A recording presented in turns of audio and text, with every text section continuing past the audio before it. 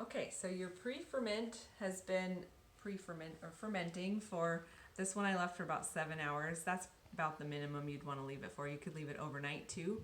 So a lot of times I'll do this step right before I go to bed. And now you're going to add the rest of your ingredients to make your dough.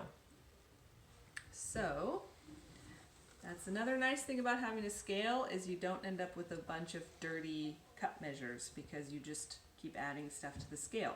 But for our purposes here, I've pre-measured stuff out so that I can give you measurements in weight and in volume. So you're going to add 300 grams of flour, which is about 2 cups.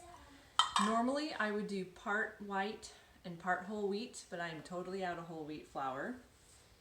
I do have bread flour. If you have bread flour, this is ideal. That's better, the best. If you don't, then you can use all-purpose. Okay, so we're gonna add the flour, 300 grams or about 2 cups of flour. Then we're gonna add the water, and I'm gonna do this as a lower hydration dough, which basically means there's a little bit less water because it's easier to shape. It's less sticky, so it's easier to work with, so it's a good beginner dough. So I'm gonna add 10 to 15 grams of water.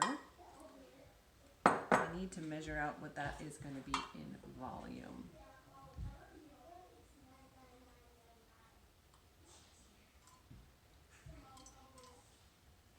Okay, there's 11. We're not even at a quarter cup. I'd say that's like 1/8 of a cup. So if you're doing this by volume, remember this was already really liquidy. Yeah, so I would say 1/8 to a quarter of a cup. Bloop. Okay, then you need your salt. I like to let this sit for an hour before I add the salt, because this is going to all start fermenting now, and salt can slow down fermentation. You can add the salt. People do add the salt at this stage, but I like to keep it out for an hour. But what I do is I always measure it out right now so that I don't forget to put it in. So this recipe calls for 13 grams of salt.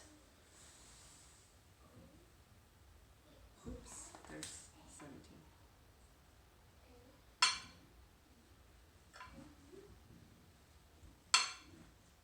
Okay, there's 13. Let's see what that is in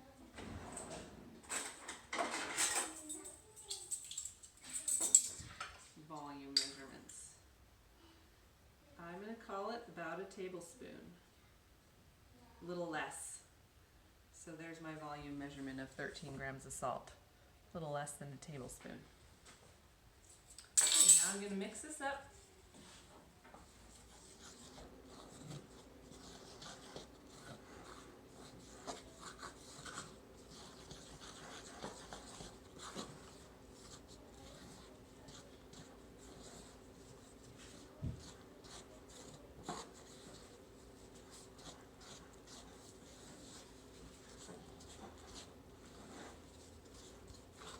Try to get all the little dry bits of flour mixed in there.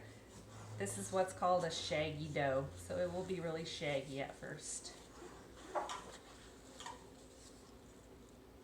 Okay, now we're going to let it sit for an hour. I always set a timer, otherwise you'll forget about it.